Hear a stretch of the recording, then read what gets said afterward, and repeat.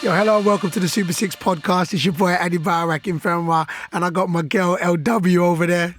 Hello, episode number 9. I can't believe it. It's just flying by, isn't it? Yeah. First thing we need to do, because it's the first episode of Lockdown 2.0, we have to assure you that everything in terms of government guidelines is being adhered to. We're socially distanced as much as we possibly can. The powers that be at Super 6 Towers have made sure of that. Yes. Shall we chat about you, Bayo? Me? Yeah. No, you walked in, you hobbled in here today. I rolled in today. Oh my days, it should be illegal to feel this bad. The last 3, right, for Wickham? Yeah. Unbeaten. A draw, a win, a win. Yeah. You're back involved. Yeah. Full 90 minutes for you. Yeah. I'm not saying it's all down to you because there are 11 members of the team, but Bayo, you're obviously a difference, right?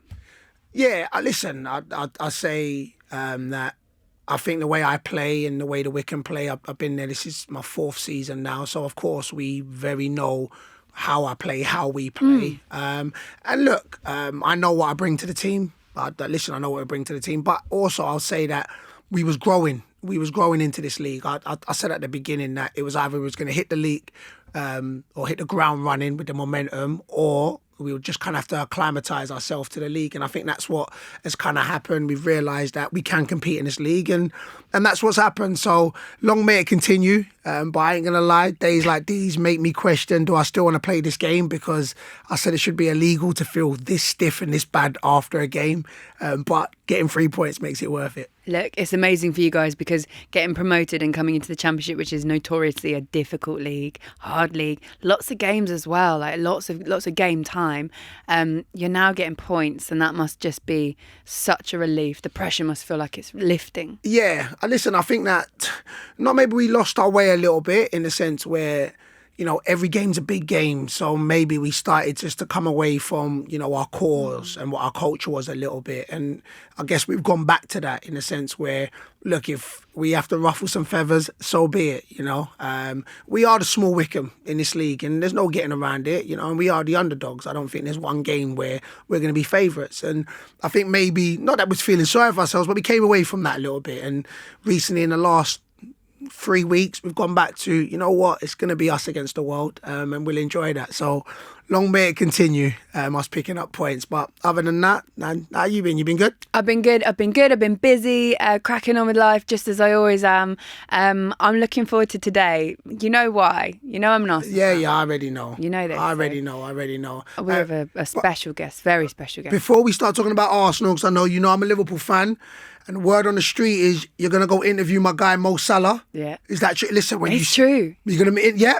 A Zoom call. A Zoom call. So when you interview him, just tell him this. Yeah. Beast Mode over here said, I think he's beast mode. That's what you need to say.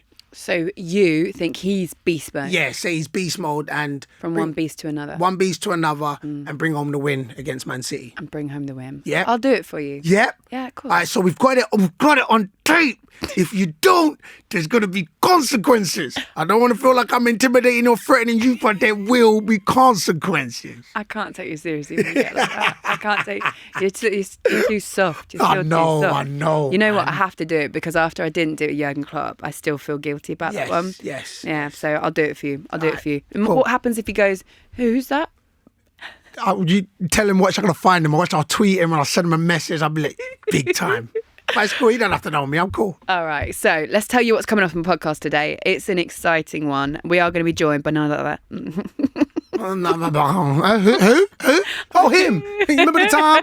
I remember the time. All right. A very special guest. I'm super excited about this to announce our guest this week.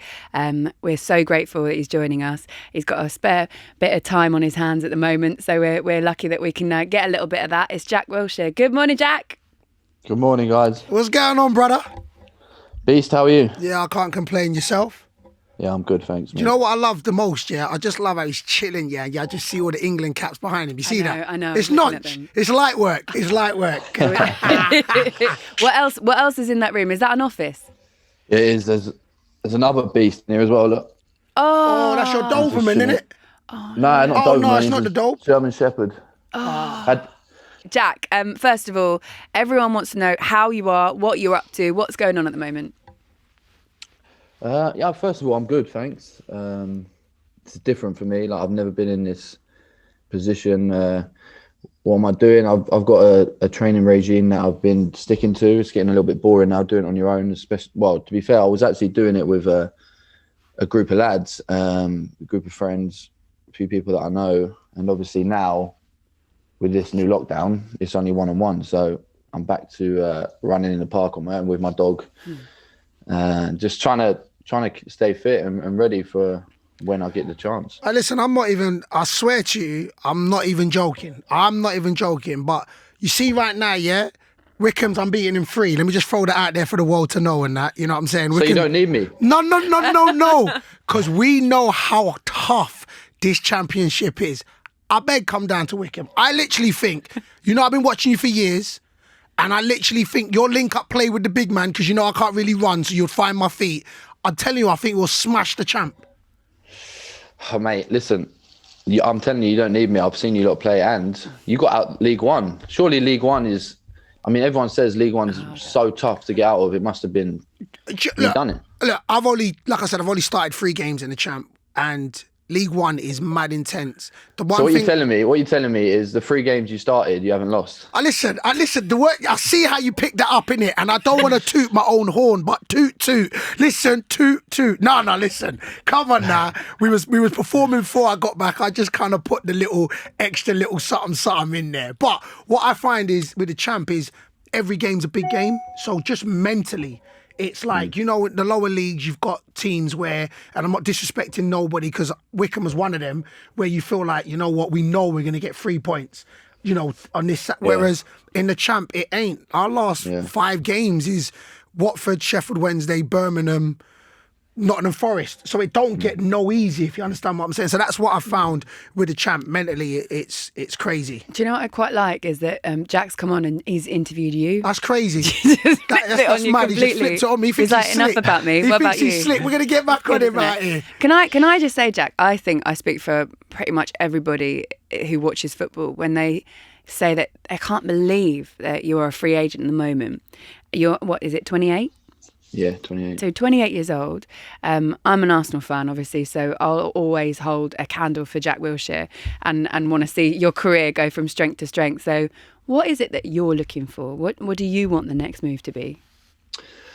Well, you know what? Like, I haven't played I played a few games, but not enough. Like, especially last year after the lockdown, I came back, I was fit, and I just never got a chance. And I understood that we was in a relegation battle, and sometimes there's not a place for a player like me, who wants to get on the ball. We're just searching for points, trying to stay in games. We played against 4 of the top 6 in the last 8 games or something. So I understood, and then I thought, you know what, I'll go have a couple of weeks off, come back in pre-season, start again, try and get in. And I had a conversation with the manager, and it wasn't going to happen. So I'm happy with how things worked out, and now I'm in a position where I can actually pick what I want and where I want it to be, rather than, I've said it before, unless you're in a top 4 or 5 or maybe top 6 team in England, you don't have the ball. Like a team like West Ham, it's no disrespect, and then there's a lot of teams like that, but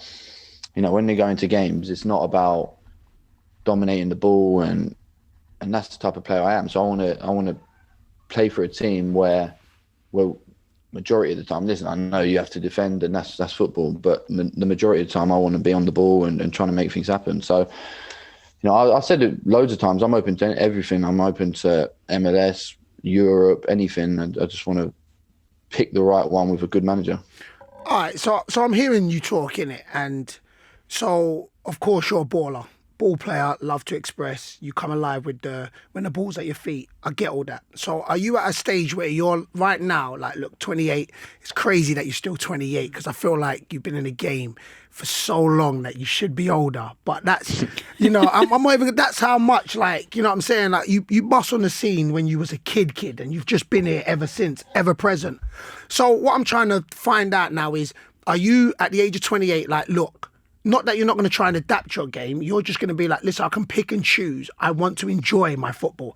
Is that what you're looking for now, to get to a club where you're enjoying your football? Yeah, well, I think the good thing about when I went to West Ham is we with the manager they brought in, Pellegrini, he tried to change it to become a team who have the ball, and it. I mean, well, clearly it didn't work out for him, but and also I've learned that. Yeah, I went to Bournemouth as well, and Bournemouth was a little bit different because they had a manager who wanted to try and play, and he did. We played a lot. We had a lot of the ball, and I had a really good year there. But when I signed for West Ham, I didn't realise it would be how it was. And yeah, I think with all my experience now, I'd be silly to go and sign for a team who are in a similar position to West Ham, because at the end of the day, like I said, when there's a relegation battle, teams just want to stay up. They want to nick a point, nick a goal, and try and defend. And that's not the type of player I am. So I think, yeah, I'm at the point now where I want to just enjoy my football, get a smile back on my face, play 25, 30 games a season, and really have an impact on the team. I get you, yeah. Okay, then so Wickham's not the club for you. I just want to let you know that. Like, yeah. As much as I love you and that, I'm saying Wickham ain't the club for you. Like you said, you don't need him at the moment. Wait till you need him. What about the Hitchin Town? Hit you up on Twitter? Do you fancy that? Hitchin's where I'm from, man. I love Hitchin, and I was actually going to go train with them, but they train on 3G, man. I can't be training on 3G. I hear that. Can I like take you way back? So can we do the Arsenal days? I'm dying to do the Arsenal days. I've been sitting here patiently, and I just want to talk about Arsenal, if that's all right with you. Because like even when we bring it up, you must still the really really early days when you started at Arsenal. And when you were coming through, and you were just this, like, you were this prodigy, really, weren't you? Like the talent that you had, the amount of attention that you had. How did you find that coming through? I loved it, to be honest. I went for dinner the other day with Kieran Gibbs. I haven't seen him in a while, and we were talking about the Arsenal days and everything. And I loved every single minute of it. From when I was 15 and I went full time to when I was 16 and I had my first sort of experience of a first team pre-season, but I loved it. And Kieran was there with me the whole time. He only left I think the year before me, so we experienced it all together. And I look back on them days as I don't want it to end my career like that, but probably the best days of my career. What was Arsene Wenger like as a manager and as a coach? He was, I've said it before, he was unbelievable, especially for me, because he gave me that opportunity at such a young age, even to train and get that experience of training with the first team, with the top players. That I think the first time I trained with them was I was 15, and and then I was back and forth with the youth team, and then I finally got full time with the first team probably about 17 and played a few cup games. But then my first proper season was when I was 18, and to give an 18-year-old, like, I didn't think it at the time because I just thought I was ready and wanted to play, but to give an 18-year-old that responsibility at a club where we were fighting for the Premier League back then. We finished I think we finished third that year, and we should have probably finished higher. And I think I played something like 36 out of 38 games that year, and to give an 18-year-old that responsibility with the pressure on him as well to challenge and to get into the top four, I'm just thankful to him for that. What was it when you look around? So put yourself back in that position when you're 18, you're looking around the pitch. Tell us about the players that you were looking left and right and seeing, and some of those. That's what I'll see, because I'm sitting there and I'm thinking, so at 18, so I just reel off a couple of names. Reel off a couple of names that was in the squad when you was at 18. There was Fabregas, Nasri, Arshavin, Rosicky, Van Persie. Who was at the back? Who was it? Vermaelen, Clichy, Almunia was in goal. I say that. So you just reel off three of them, man, already, which are just so how was you? Did you always have an inner confidence at the age of 18? Because you're a little bit as well. I know you know this, innit? And the kit's very baggy on you, so it makes you look even smaller and that. You know them, man, there. So did you just have this inner confidence to be like, look, you know what? I can do this. You know what I'm saying? You know what? Yeah, you know what? I had it the year before, mate. Like the year before I went to Bolton on loan, and I think the boss just got so annoyed with me telling him I want to play that he just said, go out on loan for 6 months, because I was on him. Like, I wanted to play. I thought I was ready. And then I came back after that spell, and I thought I was going to have to go back on loan because there was loads of midfielders. And I say this for any youngster, like, you need a little bit of luck. And I had that luck. I remember my first game of the first game of the season was away at Liverpool. That was my debut, Anfield away. And I think there was like 5 or 6 midfielders who were injured. So I played, and I remember the game. Like, I did all right, but we drew 1-1, and I gave the ball away, and they scored. And then you know what it's like even as an older player, you give the ball away and they score, you're devastated. And as a young player, I was like, oh no, that's my chance gone. And that's why I thank Arsene, because he stuck by me that whole year. And as I said, I was lucky because there was a few players injured, and I got my opportunity and I took it and I stayed in the team. Did you ever, so when you were like young and you're coming through and you had that confidence to knock on the manager's door and say, look, I want to be in the first team, I think you should start playing me. Did you ever ruffle a few feathers, or did any of the players that you've mentioned look at you and you were like, well, who do you think you are coming through? Yeah, I did actually. And I was, my mate, I had a mate who was, he was one of the masseurs, and he used to say to me, like, the older players, the experienced players come in from training and they're like hammering me, moaning about me, saying, he's trying to nutmeg people and he's doing this, he thinks he should be playing. But you know what, to be honest, I look back and it didn't really bother me. Like, I didn't really care what other people thought. Of course, I respected them and I wanted to get in the team and play with them, but I was just trying to get in the team and show everyone what I can do. And I think eventually when I got in the team and showed what I could do and that I was a team player, you sort of earned their respect. So when you go out on loan, you always hear from players about the benefits of going out on loan and what you learn. What did Bolton teach you as a young player? Bolton taught me, the main thing was that really nothing else matters apart from winning. Obviously, who was the manager? Sorry, who was the manager? Owen Coyle. Okay. Yeah, he was really good. But yeah, like, I grew up at Arsenal and it was all about development, playing out from the back. We want to play the Arsenal way. And then all of a sudden I went to Bolton, who in the past with Sam Allardyce were obviously known for like the long ball up to Kevin Davis and just play off that. And we still had that, but we had a team as well and a manager who wanted to play. But at the end of the day, the only thing that mattered was winning, staying in the Premier League. I think we finished 14th that year. We had a great year and I had a really good time up there. So what was the biggest difference? So listen, Arsenal is, it's prestigious, training ground. So what was the one standout difference between your time at Arsenal growing up and then your loan period at Bolton? What stood out to you at that young age that you'd be like, you know what, this is different? It was probably the culture change. At Bolton, there was a lot of English players, experienced English players who had been in the league a long time. At Arsenal, you had Premier League game in the weekend, Champions League in the week. And at Bolton, you obviously only had the Premier League game. So the week was more structured. You would have the Wednesday off.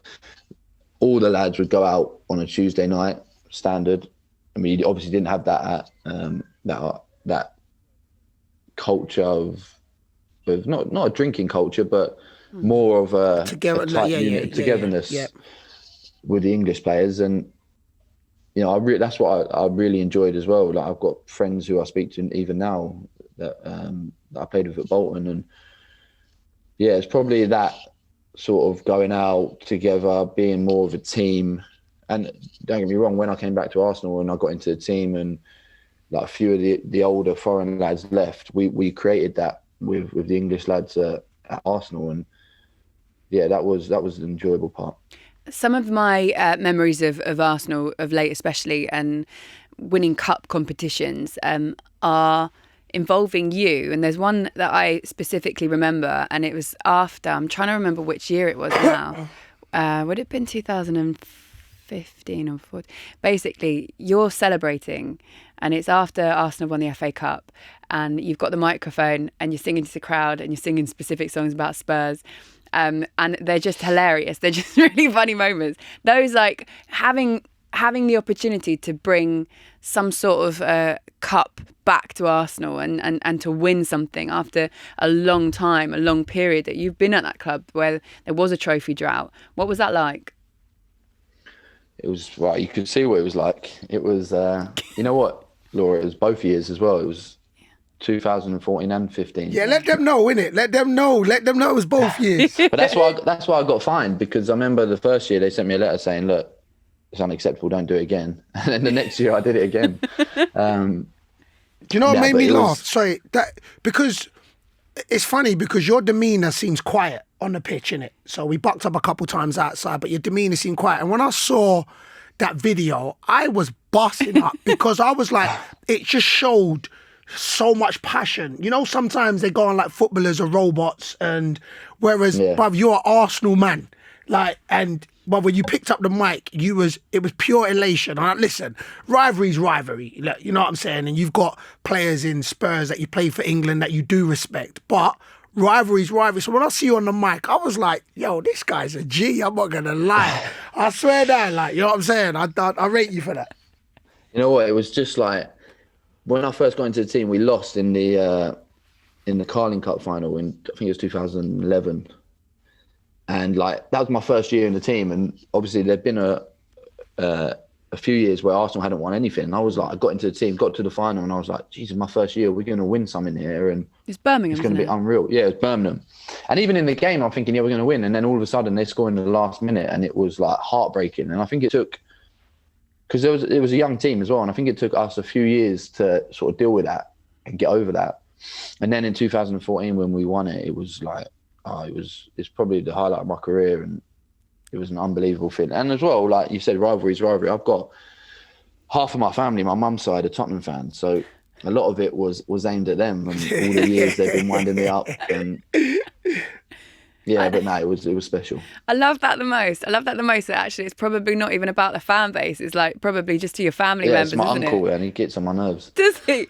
Did you have a conversation with him after it? Like, what was the first thing that you said to each other? He didn't talk to me for about 3 months. No. He is diehard Tottenham, home and away. No. Even to be honest, when I've left Arsenal to go to Bournemouth, he texted me saying, look, I can finally watch you now. Mad thing. I've got a scenario for you then. Spurs call you up. They need you to come in. No. You know, it's an opportunity to play in an amazing world-class stadium with arguably world-class players, at the front especially. What do you do? Oh, you know what? I love Mourinho as well. I think he's an unbelievable coach, but I don't think I could do it. Really? Swear down. Is it to that? Is it? Yeah. Real bars. You know what? As well, let's be honest. They're not going to have me. No. You can't get out that way. Hold on. I love that question. Hey, as a baller to footballer, yeah, footballer. So I'm a footballer. You're the baller. All right. So wait, if Spurs called you up now, so you don't have to move home. Put that. Yeah. You're in London, and they said, look, you know what? We want to sign you. It's Mourinho calling you, and it's Mourinho, and he's like, Jack. I can't do his accent, but he's like, Jack. I want you free. You probably don't sound like awesome. that. Yeah, my bad. I thought that's a cross between a Nigerian and French guy. Say nothing. So he says he wants you. Honestly, what do you do, Jack? I don't think I could. To be honest. I love that so much. That's different. That's different levels, you know. It's not as if Arsenal got rid of me, they kicked me out, and there's a bad feeling. Arsenal offered me a deal, and I just chose not to sign it because I wanted to try something different. The manager weren't going to play me, but now that manager's gone. Yeah. So it's not as if there's a bad feeling. You know, as you said, I'm an Arsenal man. Yeah. Do you even as well? Just because of my uncle, I just wouldn't do it. I couldn't give him that satisfaction. Mad thing. Do you look back at that decision to leave Arsenal, and would you ever, if you could go back and change it, knowing that Arsene Wenger would have, he wasn't going to be there forever, he did go eventually, would you take it back? I don't want to live my life like that. Yeah, I get it. You know, I moved on. I learned something new. I went to a new club. I got new friends at that club, and I had an enjoyable time at West Ham. I know it didn't work out the way I wanted it to, but I still enjoyed my time there. I met some unbelievable friends, new people, and I learned that, as I said before, I'm the type of player who probably won't fit in a club like that. So, let me ask a question. All right, so there was a stage where the world was talking about Jack Wilshere's that guy. Not just for Arsenal, England, world class, like that guy. How did you deal with that pressure in the sense where, you know what, we've been looking for this player to unlock defences. You know, how did you deal with that? One, first, how did it make you feel? You know what I'm saying? Having that sort of attention on it. And then how did you deal with that?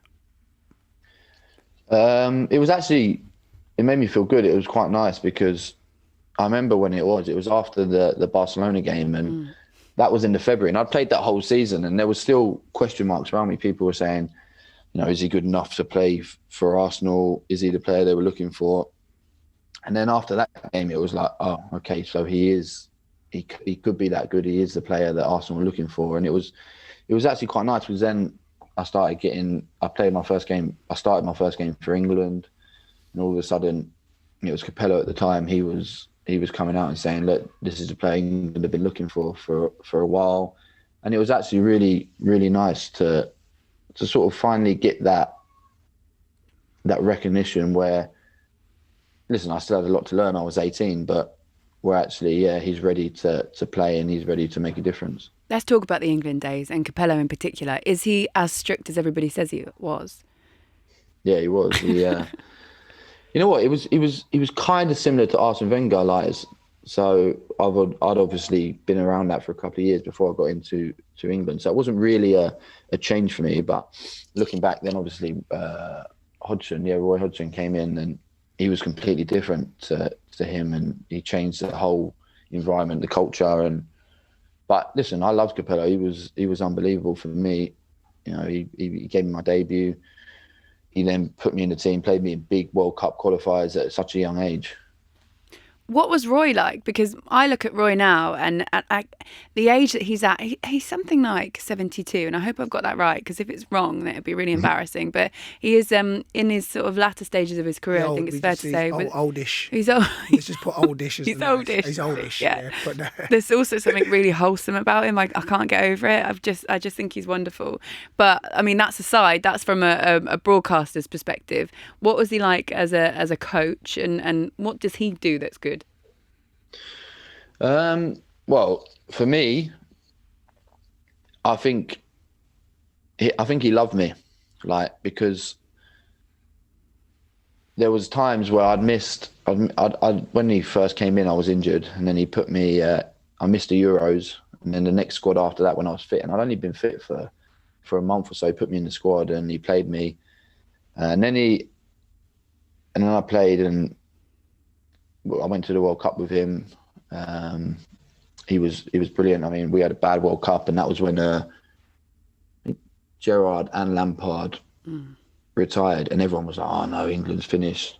Two main players are gone." Rooney was still there, but the midfield's gone. And then the first game after the World Cup was Switzerland away, and we'd worked on this new formation. We played a diamond, and we didn't know how it was going to go. And I was playing at the bottom of the diamond. I remember him saying to me, "I want you to play holding midfield," and I was like, yeah, but I'm not holding midfielder. And it was Gary Neville at the time. We did loads of work on it, and we looked at players like Pirlo and how they're not actually defensive midfielders, but they play there to start off the attacks and get things moving. And I played about 6 or 7 games there, and I absolutely loved it. We were unbelievable. In the qualifying, we bounced back after a bad World Cup, and I loved it playing there. And he taught me that new position, and ever since then, I wanted to play that. I remember going back to Arsenal and saying to Arsene, look, boss, I want to play holding midfielder. And he was like, no, you're not playing there. You're not my holding midfielder. And even now, when people ask me, what is your best position? And even though I haven't played there for 4 or 5 years, I still say I like playing number 4. And I think the thing is as well, this is another thing why I'm not necessarily wanting to play in the Premier League anymore, because you look at the type of player who plays number 4, the defensive midfielder who is there to break up play and just give it simple. Whereas I don't think it has to be like that. And you look across Europe and the type of players that play there in Spain and Italy, and they're like technical players who get on the ball, get the ball from the back, start attacks off. And so he taught me that, and I'm thankful for him for that.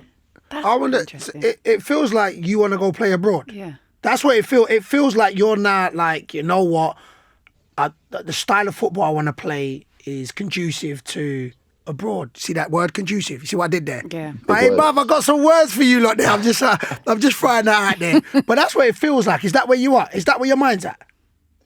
Well, I think I'm realistic because what I said before, like unless you're playing in a top 6 side in England, where you have the majority of the ball and you're trying to break down the team for 70-80% of the game, then I don't think I'm going to play. I'm not going to fit into a team. So, would you drop to the champ? Would you play for somebody like Swansea, Norwich, those baller teams? Would you drop down there? I wouldn't say it'd be my first choice. I'm not against it. I mean, I think my first choice, as you said, is probably to go abroad and try something different. But I'm not against it, mate. I could be playing against you. I could be shielded. Listen, 4, that means they're going to try and make you scream me. You don't want this smoke. You want the smoke? Oh. Yeah, man, I'm on it. Can we do basically for your career, if we were to kind of do like, it's quite a cliche question, isn't it, when people say like your top 3 moments, but genuinely because of your individual moments as a player, I think for you it'd be really interesting. Like, can you rank them? Like when you think about the best moment of your career or the best 3, what are they, those individual moments? Yeah, I think the first one, because it happened first, was that game against Barcelona. Was Messi on the pitch? Yeah, Messi played, mate. Oh, say nothing, big man. Yeah. Jeez! Mate, they had Messi, Pedro, David Villa, Xavi, Iniesta. Oh, so they had the Barcelona team. Oh, damn days. Yeah. What was the score?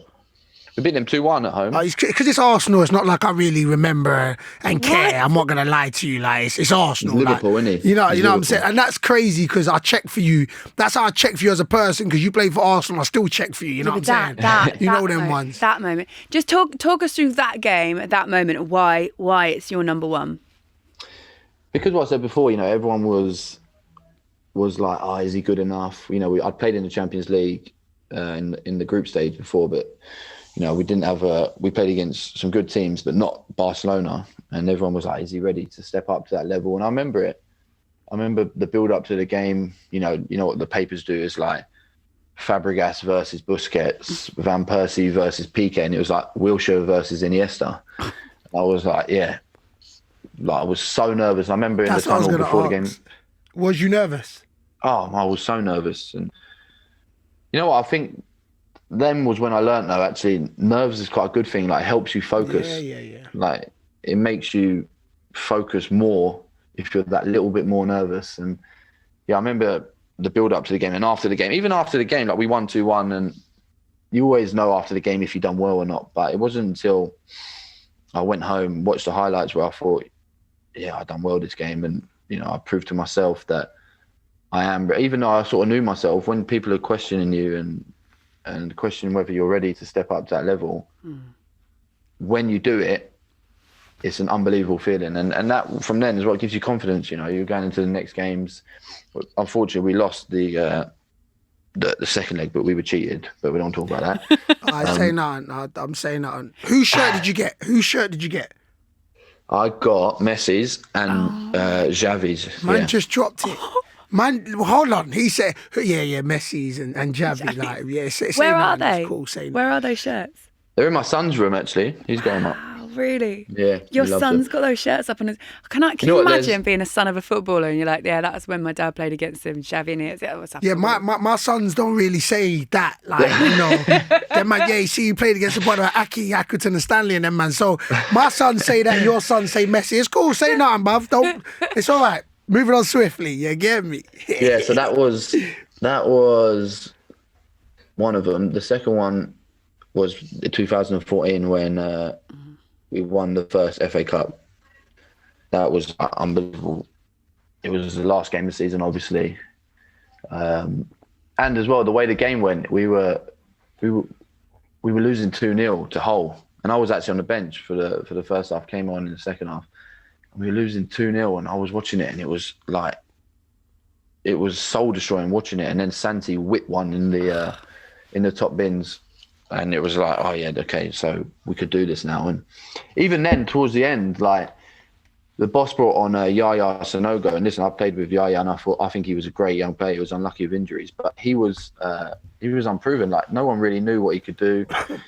He'd been injured for a while, and the boss brought him on, and he was unbelievable. Like, I don't think he scored, but he set up one of the goals, and he caused Hull. Like, I think it was Harry Maguire was playing. He caused him so many problems, and we went on to win, and it was an unbelievable night. And the next day, obviously, with the parade was unreal, and it's sort of like it gave us that confidence as well going into the next season, because after that game we had 4 or 5 weeks off. We came back to pre-season and everyone was just lifted. The mood was lifted. The boss was buzzing. It was like the pressure was off the boss, and it was. And then the next year we obviously went on to win it again. So it was good.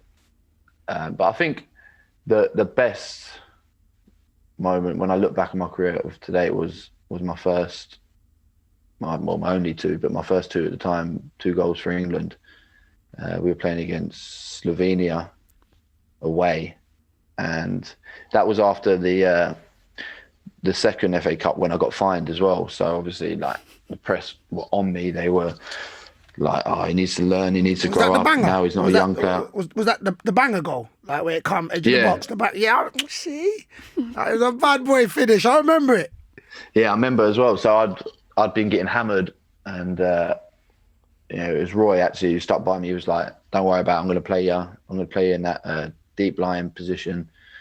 And it was. I remember the game like, one of them games, Addy, when everything goes for you, everything you touch. Yeah. Like, I don't think I gave the ball away, and like everything just went perfect, and the ball just sat out for me, and I hit it, and like, it was the best feeling in the world.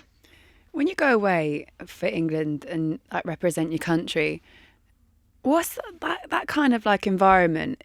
Does it sink in at the time that what you're doing? Because from a fan's perspective, like, it doesn't get much better than that. And to have an experience like that when you're scoring a goal, an amazing goal, you're having a brilliant performance, and like, that's got to just be like the pinnacle. How long does it take for it to kind of sink in?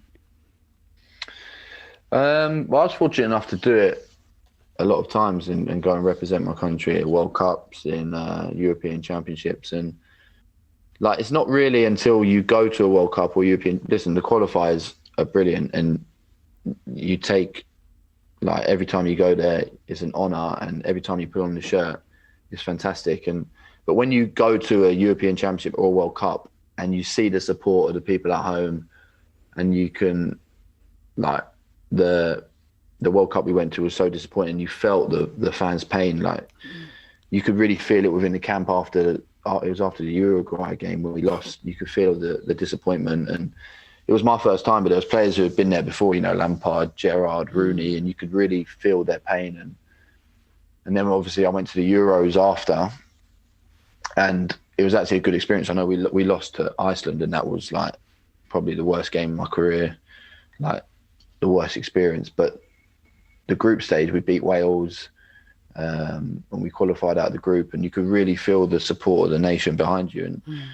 And I think as well, when the last World Cup was at 2018, I think that went to the next level. I weren't there, but I was actually watching it at home, and like a fan, I was going to the pubs, experiencing it with them, and as well, once I'd seen that as well, it made you appreciate it more of the time I was there, and the experience the fans go through. And because, well, like, when I was growing up, I was one of them. I was the fan who watched England lose to Germany in the World Cup when Lampard scored the goal that weren't a goal, and I was one of them who were devastated from that. So yeah, you do feel it when you go to a major tournament.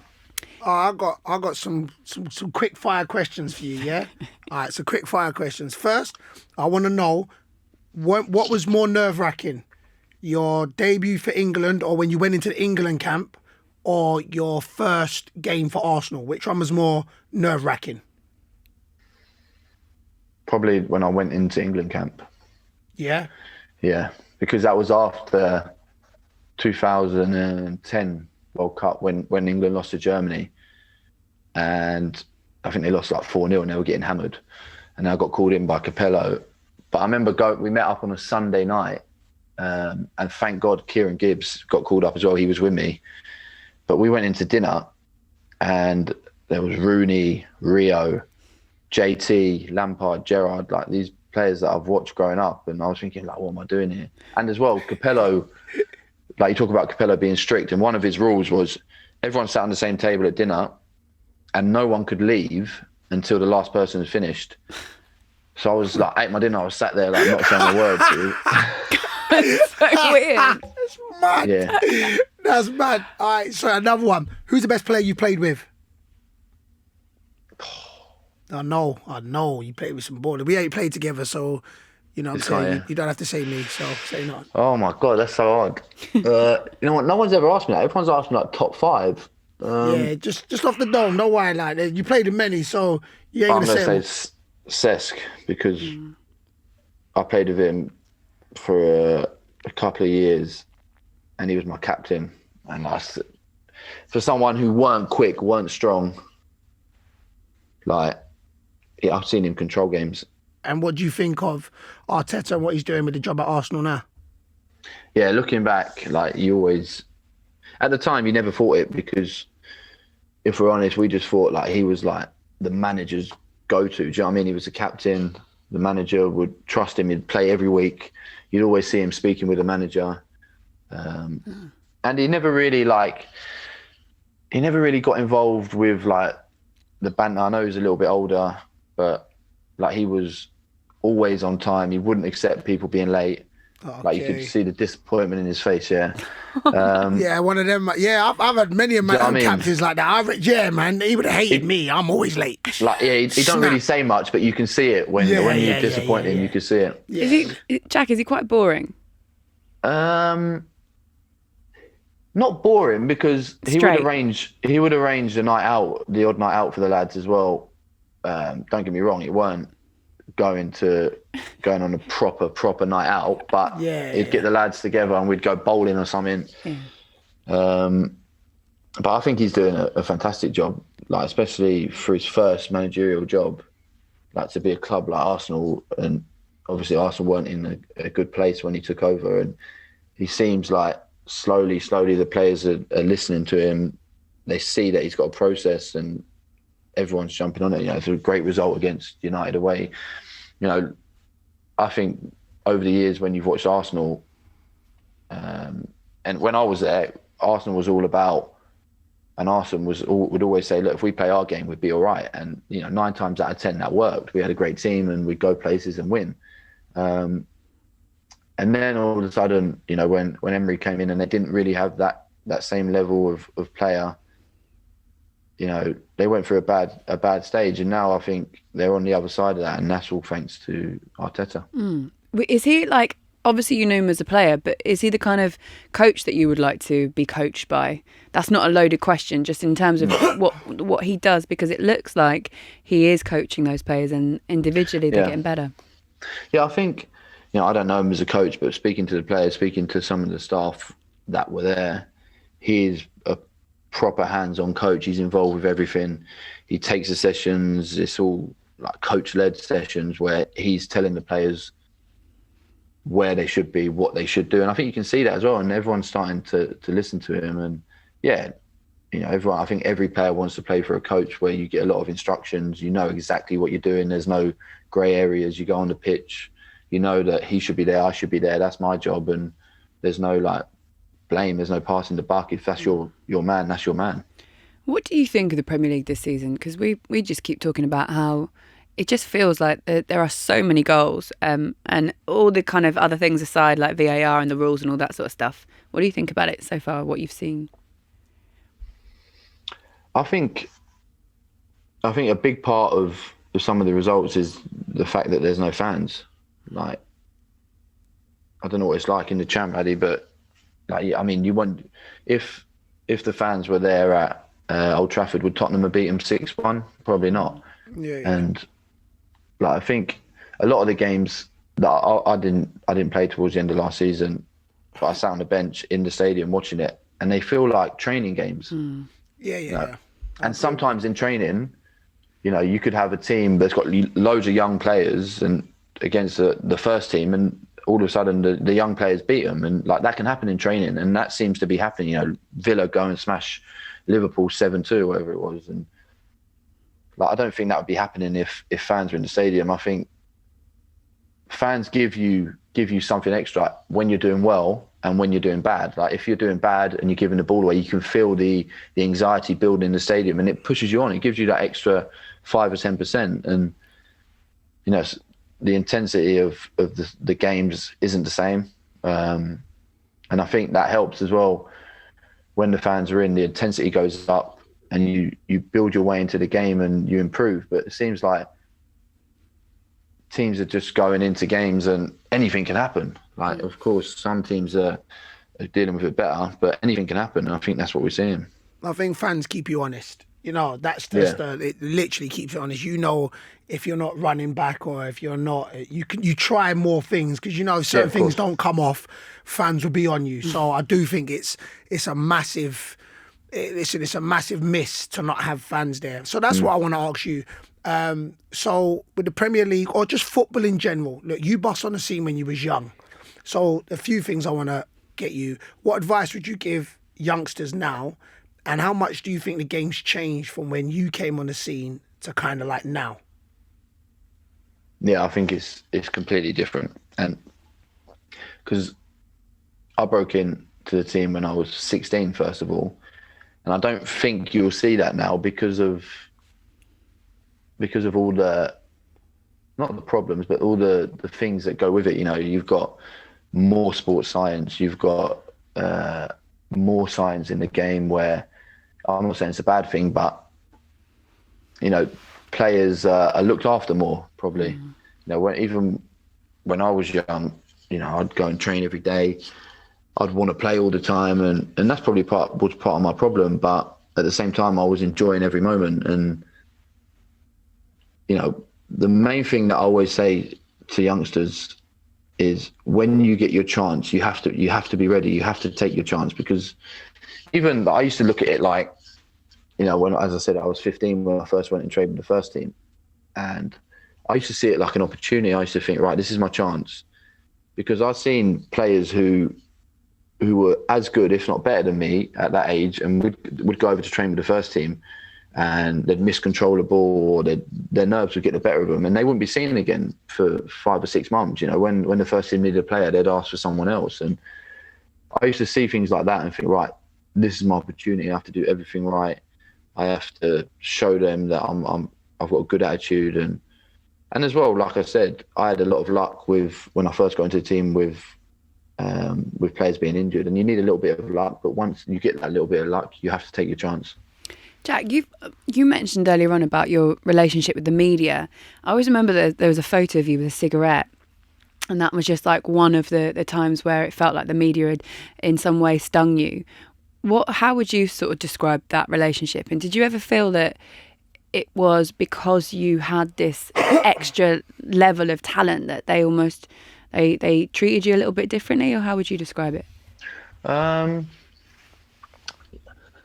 wouldn't say they treated me differently, because I look back now and realise that I made mistakes. At the time, yeah, I was probably like that. I was like, oh, why are they always picking on me or on anything? But I was doing silly things, and, you know, I was lucky enough to have the support around me in terms of the manager I had who understood, who'd seen players in this position and understood that as long as I was training well and doing things right around the training ground, that he'd stick by me. And, you know, Arsene was brilliant like that. I remember the first time that happened, and I got caught with a cigarette, and I was so that, like, the media put it in the paper, and that didn't really bother me, like, because I was confident that I was doing well enough in football. But one thing that was in my head was, oh my God, the boss is going to kill me.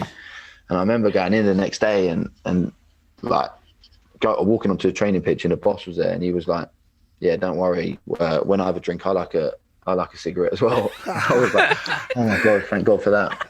That's amazing.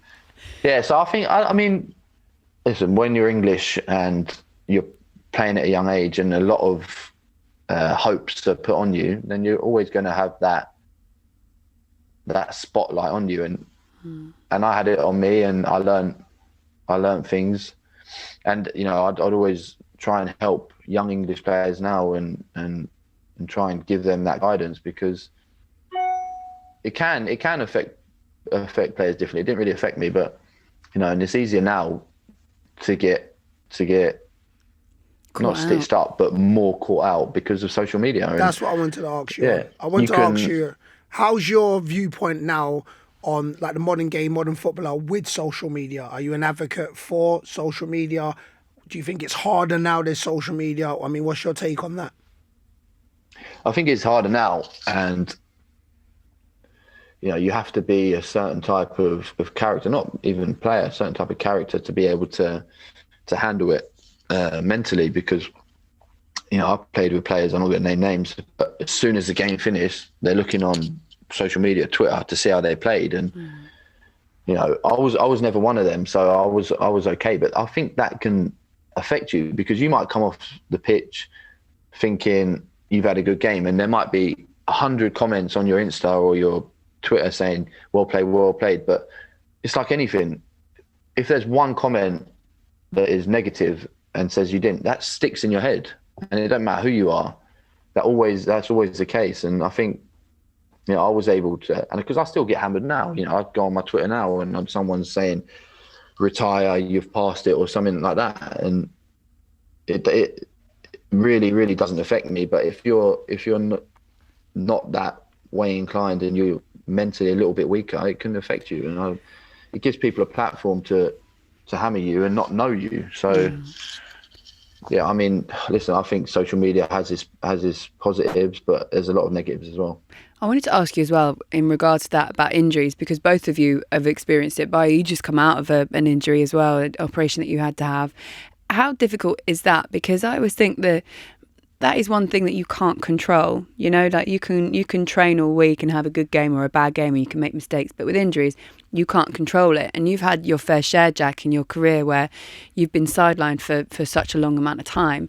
And I've always found that criticism, it must be for footballers, for athletes, for anyone really, the most difficult to take, because that's out of your control. So people are criticising you for being injured, but how can you control that? You've obviously got that sort of personality where not a lot gets to you, which is amazing, but how difficult were those times? Yeah, no, I had some tough times dealing with injuries, because as you said, like some injuries you probably can help in terms of, like, if you get a muscle injury, you can be stronger, do the gym work. But 99% of my injuries were impact injuries. I'd get tackled and I'd break something, or I'd rupture some ligaments, and that the most difficult ones to take were where you finally got yourself, because when you come back from injury, Eddie, like, it takes a while. You don't come back and you're at it straight away. It takes 5, 6, 7 games and a good block of training to actually get your confidence back and your fitness. And there were times, one that sticks out was in 2015, after that England game where I scored 2 goals. I'd come back from injury the year before. I got back in the England team. I'd scored 2 goals. I was feeling unbelievable, top of the world. Came back from pre-season, had a great pre-season. On the last day of pre-season in training, I broke my leg. And I went on to miss 4 or 5 months. And that was just completely soul-destroying, hard to deal with. Because as well, people stick by you as well, but football is a game where it moves on quickly. Someone comes in, a young player comes in and they do well, and all of a sudden, you're back to fighting for your place. And I had to do that a lot of times throughout my career. And I think that helps make you mentally stronger as well, and makes you, why I say, when people criticize me on social media, and I think, I don't really care, because what I've been through and what I know I can do and what I can still give to the game, that definitely helps.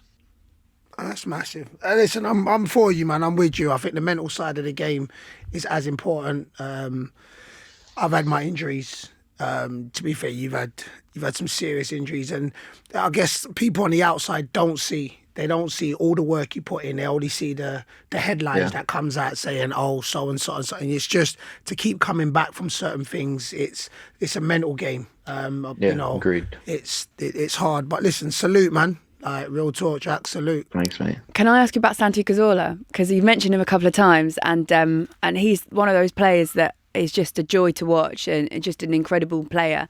What he went through in terms of his injury and the problems that he had, didn't he get gangrene in his foot or something like that? And he had to basically have skin taken off one area of his arm or his leg and moved across, and then he played again. Like, it's his career. Yeah. What was he like to play alongside, first of all? Oh, he was unreal. He was one of the players who came in. So when I first came into the team, it was a completely different team. Then I got injured, missed about 8 or 9 months, came back, and we'd brought all these new players, and he was one of them. And everyone was talking about how good he is in training and how good he is. And I'd obviously seen a few of the first few games of the season, seen him play, and he was unbelievable. But then when I got fit and started playing with him, it was like he made it so easy to play alongside. Like, every time he give you the ball, it would be right. You know, there'll be times in a game where we'd need an in-swinging corner, and then we'd change to an out-swinger, and he'd just move position, like left, right foot. It was scary. It was scary. And as well, he was like such a good character. Like, he'd come in, and his English weren't great, but he picked it up really quick. And like, all the Spanish lads used to say, like, he's hilarious. And obviously it was in Spanish, we didn't understand. But then when he started to pick up the English, he was a great character. Like, I remember a few times, like, where we'd be at a kids' party, like one of the kids would have a party, or the club would throw a party for the kids, and it'd be like on a Tuesday afternoon, and he'd be going around like looking for a beer. And we were thinking, he don't seem like that type of character, but now he was a great lad. He doesn't actually, does he? He doesn't at all. I always think they deserve more credit when they're funny in a different language, because you just think, like, you can be quite quirky in your own language, but to try and do it in a different language is ridiculous, isn't it? Yeah. This is amazing, and like I love that we're getting so many stories out of you. And I don't want to take you back to like a darker place, but you did mention earlier on when we were talking about the Euros, 2016 in France, and the high of it obviously was that Wales game. And I was at that Wales game. Where was it? It was in Lens, wasn't it? Or was it Lens? I can't remember. But you're right, the atmosphere was unbelievable, and it was a boiling hot day, and it was just like, it was incredible. I remember being like in the town before the game, and there were Welsh fans, English fans, everyone was getting on, luckily, but they were climbing on the tops of the bars and across, like, basically there was like these like the rain covers, they were on top of the rain covers. It was obscene, but it was amazing. Then the Iceland game, so let's just take you back there for a minute, because that, as a nation, it was the most heartbreaking experience. You started on the bench, didn't you? And you came on. What was the whole experience like for you? You know what? We got out the group, and we drew Iceland. And out of all the teams we could draw, we were actually quite, not relieved, but quite excited about the fact that we could beat these, and we should beat these. And I started on the bench, and I remember watching the game. They went 1-0 up. Then Rooney scored a penalty, I think. And you're thinking, oh, God, yeah, we're back in it. We're going to go on to win this game. Then they scored, and you're still thinking, all right, this was like 15 minutes into the game. You're thinking, yeah, we're going to go on to win this. And the first half finished, and we were 2-1 down. And I came on at half time, and I remember like starting the second half, and we had 80-90% of the ball, and you're thinking, oh, it's going to be a matter of time before we get an opportunity. But it never came. Like, we tried to break them down. We just couldn't break them down. And yeah, it was, I remember as the second half was going on, thinking, this is going to be one of them games. Like, we've got the ball. They're not really putting pressure on us. They're just sitting in. We need to be patient. But as the game went on, you're thinking, oh no, it's going to. And I remember as well, because it was one of them stadiums where the fans were close. They were like almost on top of you. And all the England fans were behind that goal. And you could just feel their anxiety and their aggression as the game went on, and like, we couldn't break them down. Who was your favourite coach? Not just like domestically, not just club level, but you can be international as well. Who's the favourite coach that you felt that you got the most out of? I've got to say Arsene, because of what he done for me at a young age. But I really enjoyed working with Eddie Howe as well. He was completely different from anything I'd had, obviously, with Arsene. Training was different. His approach was different. and I actually really enjoyed it. I had a great year down there. I played 30 games. We finished 9th, I think, which is Bournemouth's highest ever Premier League position. And it was a great time. All right, so I want to ask, you're talking about your best manager. You've said who your best player was, like for Arsenal. So, but for England, who was the player that you was just like, yo, baller? Like, who was that one guy for England that you was just like, yeah, you know what, this guy's levels? Probably Rooney. Yeah? Yeah, like he was a joke, to be honest. Obviously, I played with Gerrard and Lampard, but especially Gerrard, it was when he was coming towards the end, and he'd play in that the deeper position. You know, he was a holding midfielder. And listen, I've never seen someone ping the ball left, right so cleanly, and every time be on point. You know, sometimes when you go and ping it and you shank one, and it bobbles off. Like, he would do it all the time, and he was a great leader as well. Like, he'd control the whole team from that deep line position. But when I first broke into the team, Rooney was like the number 9, like the striker who scored all the goals. And then I watched him in that Euros drop into a midfield position and be unbelievable. Like, he got a lot of stick for playing there, but I used to think, I don't know why he's getting a lot of stick. He was probably our best player at that Euros. And I think it says a lot as well, like, about a striker who can drop into a midfield position. I think you could do it, Addy, to be honest, but not many else could. Thank you, my brother. Thank you. Could you? Yeah, man. What? Come on now. I want little number 4, just play on number 10 where I just play off my chest. Come on now. But I don't run as a number 9, so I swear them number 10s don't run either. Jack, listen, we've taken up far too much of your time already. We really appreciate it. Thank you so much for all of those stories. And I suppose now, how many kids have you got, Jack? We were saying, is it 4? 4. So they're going to be keeping you very busy, aren't they? Jeez. Luckily, how many you got, Eddie? I got 5. So, but I'm 5. Yeah, but I'm 10 years. I'm 10 years older than you, though, You've got brother. time, Yeah, Jack. true. You can get me. Nah, I'm done. But yeah, luckily the schools are still open. Yeah. Yes, I know that feeling, my brother. All It was right. tough. Homeschooling was tough. I can't lie. I bet it was. What's your subject, though? You must have one that you're better at than the rest when you're doing homeschooling. Don't say PE. No, not PE. Yeah, I'm not bad at maths. Like the quick maths, I'm good at. Yeah. Oh, quick maths. Listen, I'm not A levels or anything. I'm just. I mean, man, I'm calculator, man. I'm a straight calculator guy, I'll tell you that. Jack, listen, thank you so much. We wish you the best of luck wherever it is that you will go next. We can't wait to see you playing again, and fingers crossed. It sounds like you got your eyes set on something hot, which I don't blame you. I'll Get see, yourself yeah. under the sun. It'd be amazing. But look, we can't wait to see you back in action, and thank you so much. All right, blessings, I brother. appreciate it, guys. Thanks for having me. Cheers, Jack. All right, listen, Jack, before you go, what we want you to do is we want you to pick your Super Six-a-side team of the month. Yeah, you got that? Yep. All right, cool. First one, who's going to be your goalie? Goalie is going to be Mendy from Chelsea. I read a stat the other day. Like, I don't think he's conceded yet since he's played, has he? Wow, really? That's not bad, you know. Yeah. And I think the only one to ever do that before was Peter Cech. So he's done all right. Good shout. Good shout. All right, Mendy. All right, defenders, who you going? The first one's going to be another Chelsea player, Ben Chilwell. All right, he's hit the ground. I think he's done well. When he first come, he was injured, wasn't he? And now he's playing every game, and he's done well. Yeah, All excellent. right, cool. Another And one? then is an Arsenal player, Gabriel, Shot. another new player to the Premier League, and he seems to have transformed their defence. I know Arsenal Fan TV love him, so it must be good. To be fair, he did play well against United, to be fair. Yeah, he done well.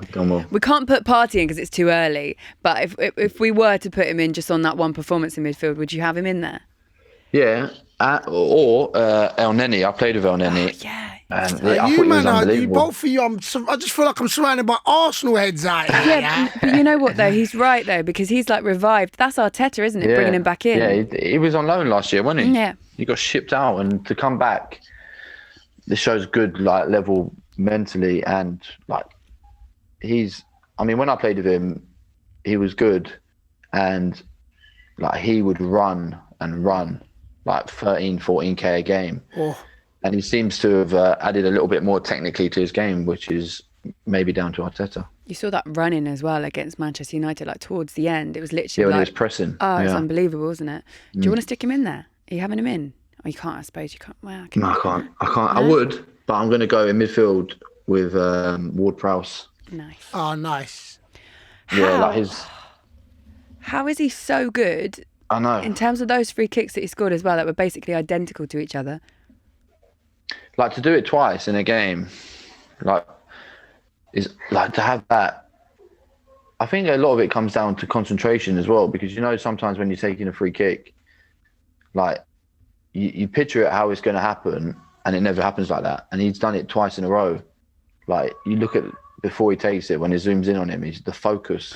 Like, he's just focused and he knows what he's got to do, and he's done it. It's unbelievable. Was you a free kick taker? Did you ever take set pieces like free? You know what? I used to take the ones like a little bit deeper, and like the ones you put in the box. I never really took the ones around the box. We had too many players who wanted to take it, and we had some players who could take free kicks, and I was never one of them. Same, neither me. We're same like that. Anyway. Is that do you take penalties though? Nah, not really. Like when we've got a designated penalty taker, but I'll take headers. You get what I'm saying? Okay, let's do your two strikers then. My first striker is going to be my mate who finished last season unbelievable. He kept us up, and he started this season the same. Unfortunately, he's injured now, but it's going to be Mikel Antonio. Yeah. Okay. Fan of the show, yes. Friend of the podcast. Friend of the podcast, yeah. I was about to say fan of the show, but he is as well. Obviously injury aside, and we wish him the best of luck. He's just been ridiculous, hasn't he? He's been like everything he touched. The end of last season, like he went like he's played everywhere for West Ham. He's been right back, right wing, and then Moyes put him up top, and he was like he's been playing there for his whole career.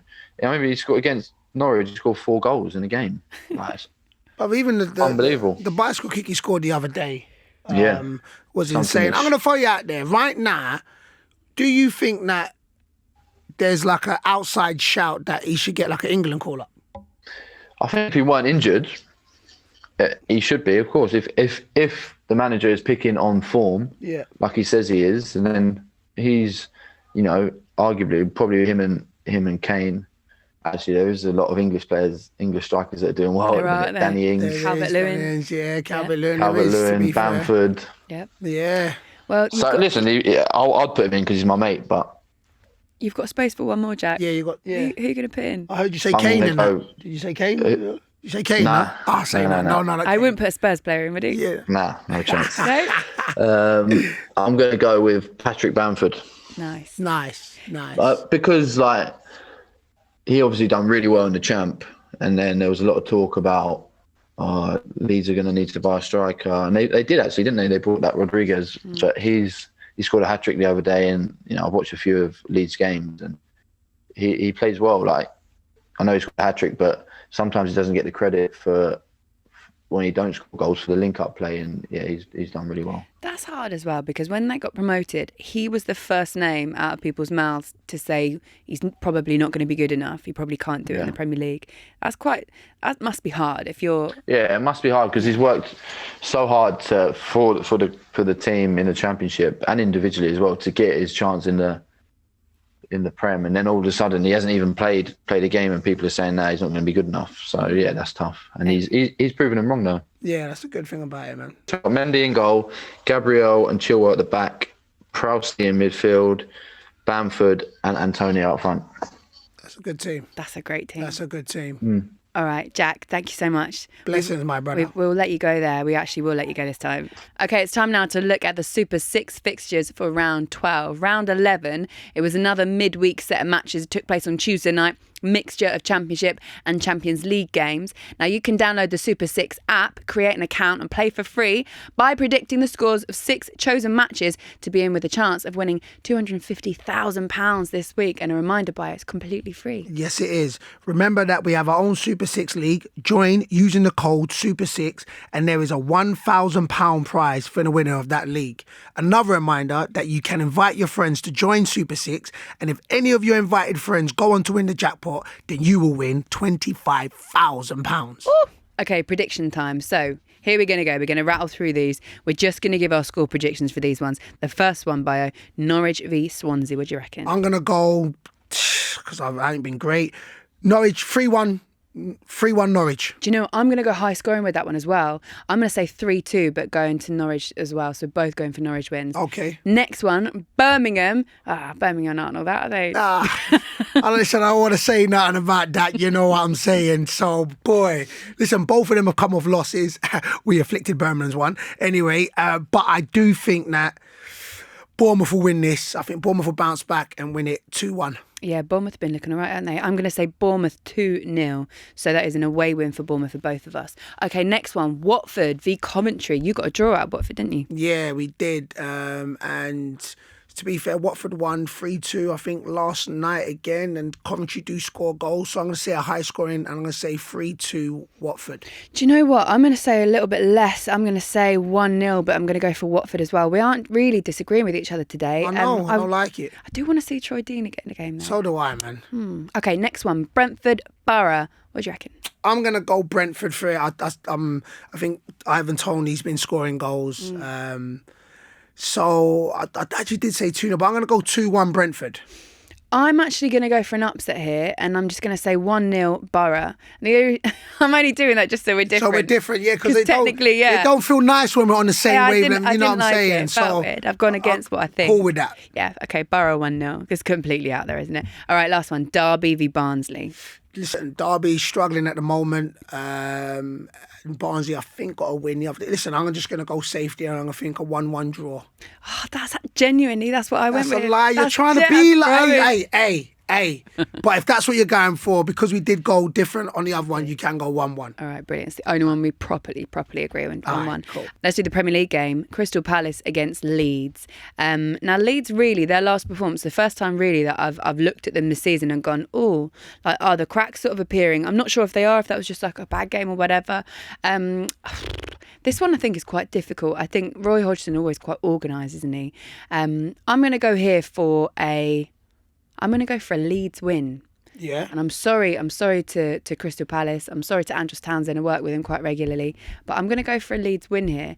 I'm going to say 2-1 Leeds. See, I'm going to go for a draw. Are you? I am. I do think that, like you said, I watched the last game against Leicester or Leeds, and it was like, but they did create chances.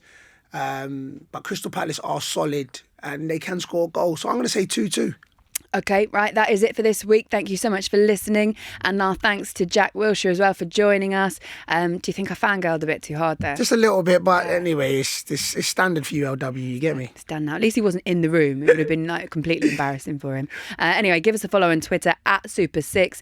You can send us a message as well. You can tweet us any questions you want using the hashtag Super6Podcast. Don't forget to like and subscribe. And if you fancy it, rate and review the podcast too. See you next time from your boy, Bayo Akinfenwa, and from me, Laura Woods as well. See you next time. Bye-bye. Peace.